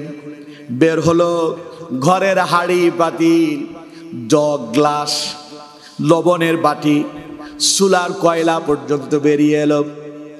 নবী করিম সাল্লাল্লাহু আলাইহি সাল্লাম বললেন, আবু বকর ঘরের হাঁড়ি বাতি আসবাবপত্র সব নিয়ে আসছো, ঘটনা কি? বাড়িতে কি রেখে এসেছো? হযরত আবু বকর বললেন, ইয়া রাসূলুল্লাহ সাল্লাল্লাহু আলাইহি সাল্লাম, বাড়িতে আল্লাহ এবং তার রাসূলকে রেখে এসেছি। নবীজি বললেন, আমার সাহাবীরা, আজ তোমরা যে যা দিয়েছো, তোমাদের সবার চাইতে আবু বকরের দানটা সবার উপরে চলে গেল। আমার বন্ধুগণ, সেই তাবুকের যুদ্ধের প্রস্তুতির জন্য মহিলারা কানের দুল, নাকের ফুল, হাতের বালা, গলার নেকলেস, পায়ের অলংকার আদি যা ছিল, যার কাছে যা আছে সব দান করে দিয়েছেন। এমনকি তিরমিজির বর্ণনা এসেছে, কোনো মানুষ বাদ যায় নাই, যার কাছে যা আছে কেউ এক মুষ্টি চাউল হলেও এনে দিয়া সেই দিন জিহাদের জন্য অংশগ্রহণ করেছিলেন। একজন সাহাবী ছিল, নাম হলো আব্দুল্লাহ জুলবেজাদাইন। তার কিছুই ছিল না। সে আব্দুল্লাহ জুলবেজাদাইন কিছুই দিতে পারলেন না। তাবুকের দিন সকালবেলা রাসূলুল্লাহর কাছে এলেন হযরত আব্দুল্লাহ জুলবেজাদাইন।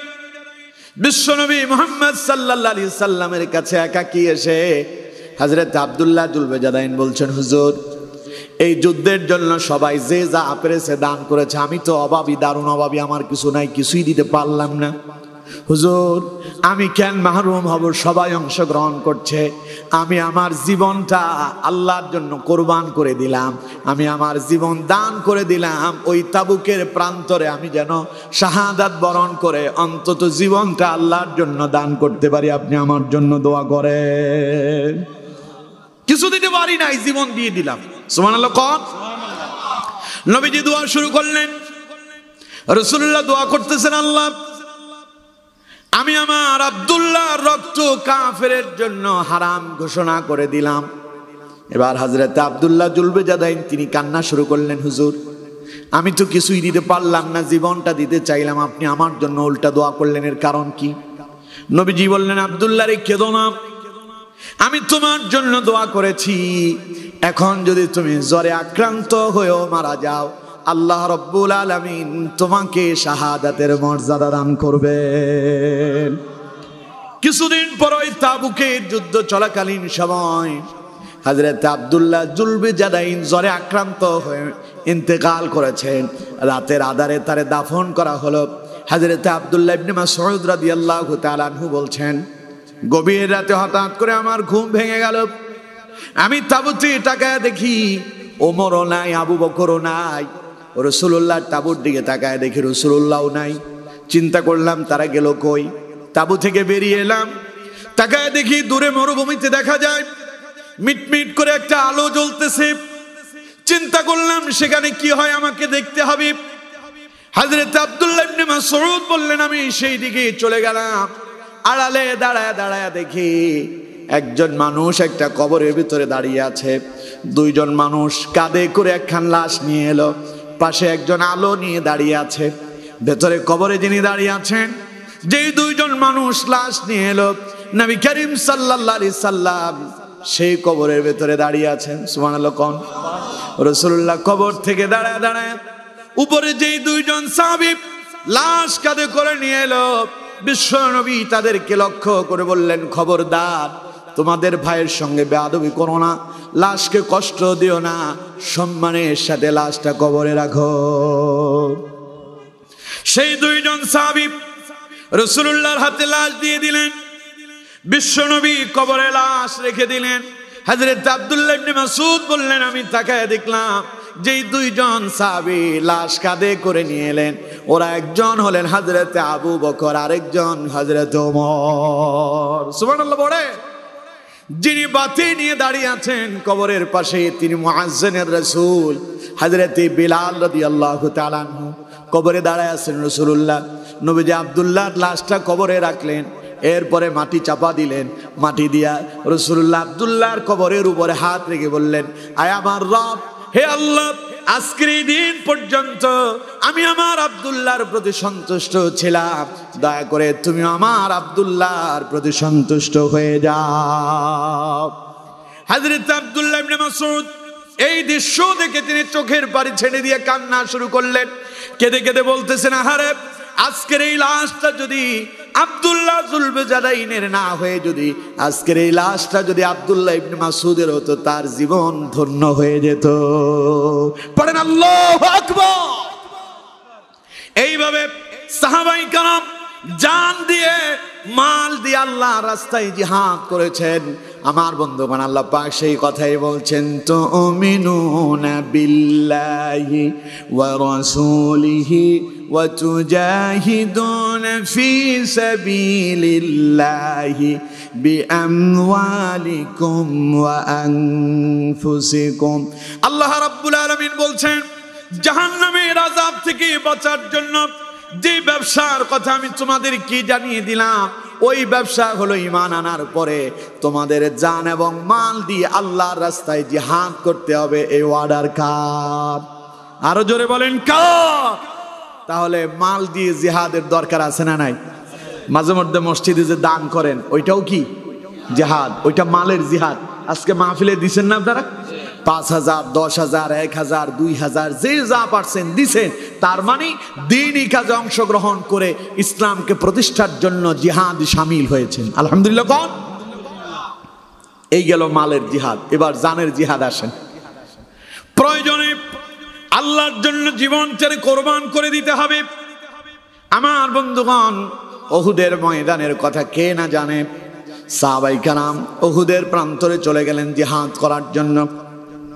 সেই উহুদের প্রান্তরে কাফেরদের বিরুদ্ধে জিহাদ করতে গিয়া ৭০ জন সাহাবী শাহাদাত বরণ করেছেন। কতজন?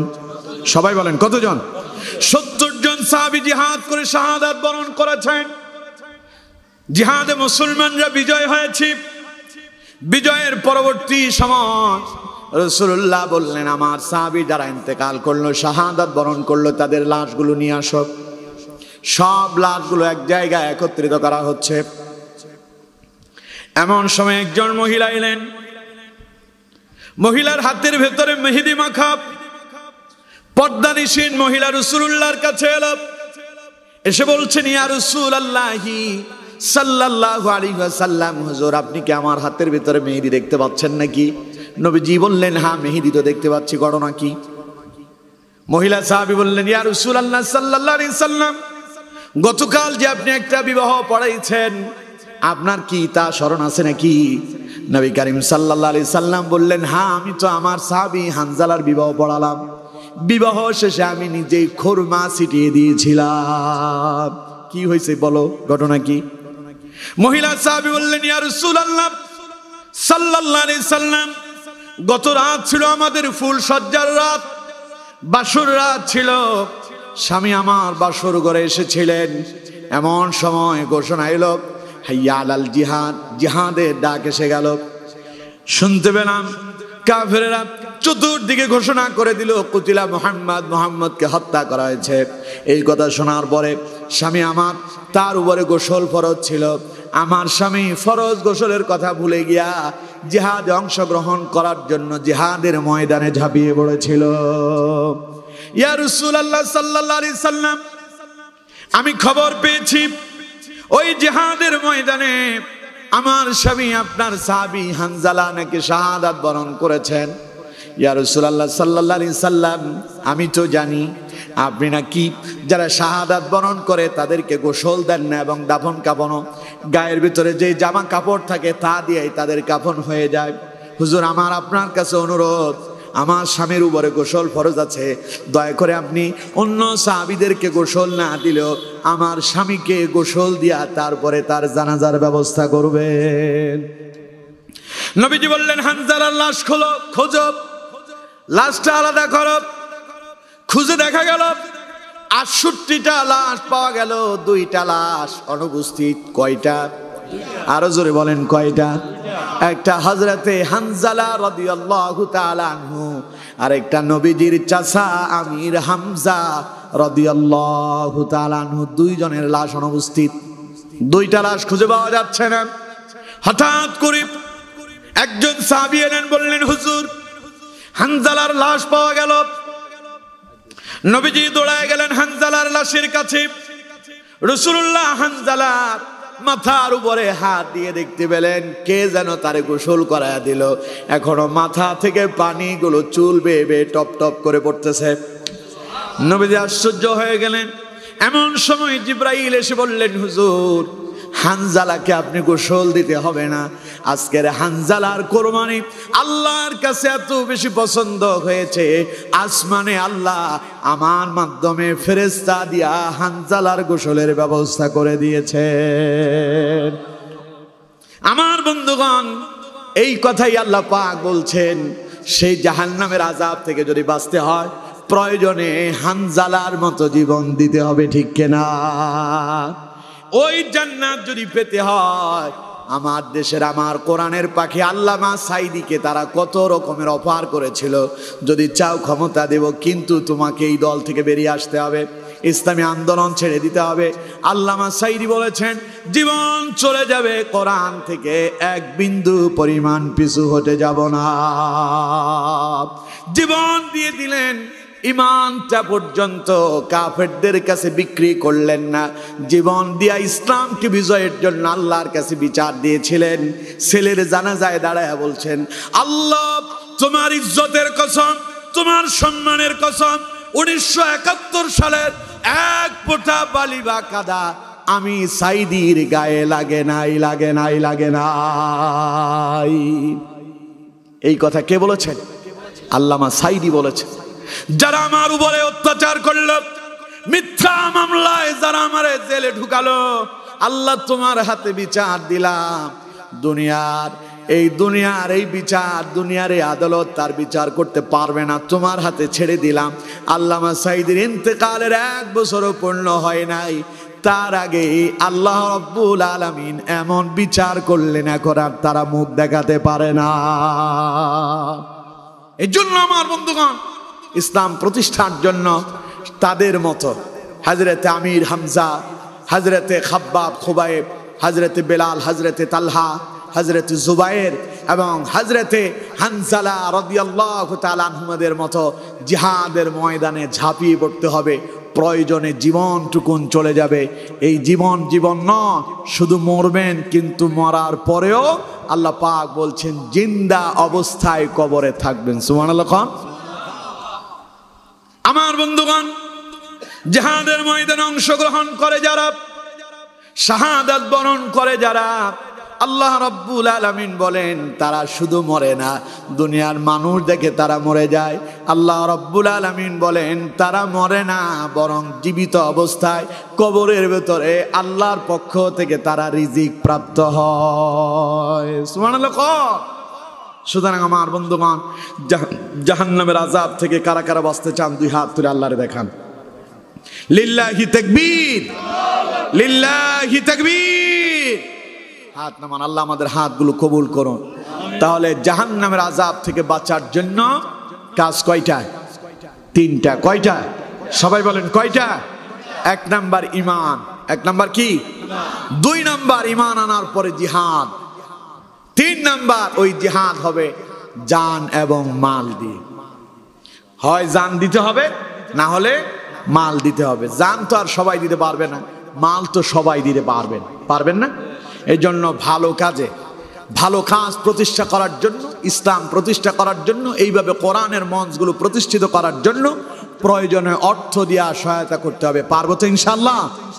এবার আসুন, এই কাজগুলো করবে যারা, তাদের জন্য পুরস্কার কি? আল্লাহ পাক তারপরের আয়াতে বলছেন, আল্লাহ রাব্বুল আলামিন বলছেন يغفر لكم ذنوبكم ويدخلكم جنات تجري من تحتها الأنهار ومساكن طيبة في جنات عدن ذلك الفوز العظيم। পড়েন আল্লাহু আকবার।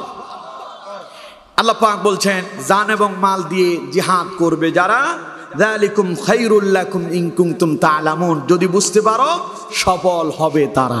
সুবহানাল্লাহ। যদি বুঝো তাহলে ঈমান আনার পরে জান মাল দিয়ে আল্লাহর রাস্তায় জিহাদ করো। যালিকুম খায়রুল লাকুম ইন কুনতুম তা'লামুন, তোমরা বুঝলেই তোমরা সফল কাম। তোমাদের সফলতা কি? আল্লাহ পাক বলছেন ইয়াগফির লাকুম যুনুবাকুম, সফলতা হলো এই, যারা জান এবং মাল দিয়ে আল্লাহর রাস্তায় জিহাদ করবে, আল্লাহ তাদের গুনাহসমূহ মাফ করে দিবেন। আমার বন্ধুগণ, এখানেই শেষ নয়। আল্লাহ পাক বলছেন যারা জান এবং মাল দিয়ে জিহাদ করবে, আল্লাহ এবং তার রাসূলের প্রতি ঈমান আনয়ন করবে, আল্লাহ পাক বলছেন ওয়ায়ুদখিলকুম জান্নাতিন তাজরি মিন তাহতিহাল আনহার। আল্লাহ বলেন আমি তাদের সব গুনাহ মাফ করে দেব। শুধু গুনাহই মাফ করব না, ওয়ায়ুদখিলকুম, তাদেরকে প্রবেশ করাবো জান্নাতিন তাজরি মিন তাহতিহাল আনহার, এমন জান্নাতে তাদেরকে প্রবেশ করাবো যার তলদেশ দিয়ে ঝর্ণা দ্বারা প্রবাহিত হতে থাকবে। وَمَسَاكِنَ طَيِّبَةً فِي جَنَّاتِ عَدْنٍ। এরপরে আল্লাহ রাব্বুল আলামিন বলছেন এমন জান্নাত তাদেরকে দান করব, ওই জান্নাতে যে ঘরগুলো তাদেরকে দেওয়া হবে, থাকার জন্য যে বাসস্থান দেওয়া হবে, আল্লাহ পাক বলছেন এগুলো খালি বাসস্থান নয়, এক একটা বাসস্থান হবে উত্তম উত্তম, মানে একটা থেকে একটা হবে অত্যন্ত চমৎকার সুন্দর। সুবহানাল্লাহ পড়েন। এরপরে আমার বন্ধুগণ, আল্লাহ রাব্বুল আলামিন বলছেন যালিকাল ফাওজুল আযীম। আল্লাহ পাক বলছেন আল্লাহর রাস্তায় জিহাদ করলো যারা, জান দিল যারা, মাল দিল যারা, ঈমান আনলো যারা, ওরা শুধু যে জান্নাত পাবে তা নয়, আল্লাহ পাক বলছেন যালিকাল ফাওজুল আযীম, ওরাই হবে কিয়ামতের দিন সবচাইতে বড় সফল। ওদের মতো বিরাট সাফল্যবান আর কেউ হবে? আমার বন্ধুগণ, সেই সাফল্য পেতে চান? সবাই বলেন সেই সাফল্য পেতে চান? জিহাদি তামান্না অন্তরে থাকার দরকার আছে না নাই? আর এই জিহাদ দুইভাবে করা যাবে। প্রয়োজনে অর্থ দিয়ে, প্রয়োজনে জান দিয়ে। জান বললাম না সবাইটা আল্লাহ নেন না, আল্লাহ যারে পছন্দ করেন, কিন্তু অর্থ আল্লাহ সবাই থেকে নেয়। আলহামদুলিল্লাহ কোন। এই জন্য আল্লাহর রাস্তায় বেশি বেশি দান করতে হবে এবং আল্লাহর রাস্তায় জীবন দিয়ে প্রয়োজনে জিহাদে অংশগ্রহণ করতে হবে এবং ইমানের উপর ইস্তেকামত থাকতে হবে। পারবো তো ইনশাআল্লাহ? আরো জোরে বলেন, পারবো তো ইনশাআল্লাহ? এই কাজগুলো করলেই আল্লাহ পাক বলছেন আলা তিজারাতিন তুনজিকুম মিন আযাবিন আলীম, এটা এমন এক ব্যবসা যা তোমাকে জাহান্নামের আযাব থেকে মুক্তি দেবে।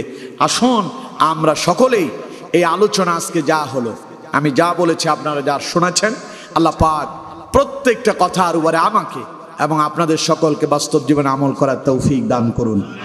আমার কোনো কথায় যদি ভুল হয়ে যায়, আল্লাহ পাক আপনাদের অন্তর থেকে সমস্ত ভুলগুলো মুছে দিন। আমরা পড়ি আমিন। আজকের এই মাহফিলকে আল্লাহ কবুল আর মঞ্জুর করুন। যারা এই সুন্দর আয়োজন করেছেন, আল্লাহ পাক তাদেরকে জান্নাতে এরকম সুন্দর বাসস্থানের ব্যবস্থা করে দেন। আমরা পড়ি আমিন।